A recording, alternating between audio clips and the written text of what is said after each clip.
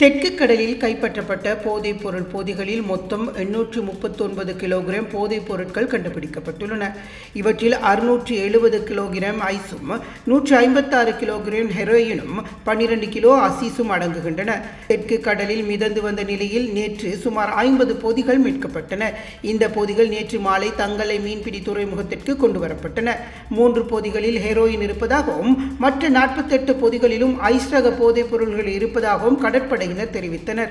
இவை உனாகுருவே சாந்த என்ற போதைப் பொருள் கடத்தல்காரருக்கு சொந்தமானவை என சந்தேகிக்கப்படுகின்றது.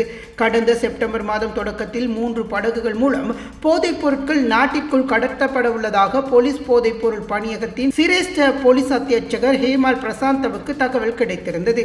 இதையடுத்து போலீஸ் மா அதிபரின் மேற்பார்வையில் கடற்படை மற்றும் போலீஸ் போதைப் பொருள் பணியகம் தேவேந்திர முனை மற்றும் தங்களை கடற்பகுதியில் 32 நாட்களாக தேடுதல் நடவடிக்கைகளை மேற்கொண்டன. சம்பந்தப்பட்ட படகுகளுடன் தொடர்பு கொள்ள முயற்சித்த போதிலும் எவ்வித தகவலும் கிடைக்கவில்லை. படகுகளின் இருப்பிடத்தை கண்டறிய பயன்படுத்தப்பட்ட PMS அமைப்பு செயலிக்கு செயல்பட்டிருந்ததாக தெரிவிக்கப்படுகிறது. இலங்கை விமானப்படையின் உதவியும் பெறப்பட்ட போதிலும் இந்த 3 படகுகள் தொடர்பான எவ்வித தகவலும் கிடைக்கவில்லை. எனவே இந்த பொதிகள் சந்தேக நபர்களால் கடலில் வீசப்பட்டிருக்கலாம் என சந்தேகிக்கப்படுகிறது.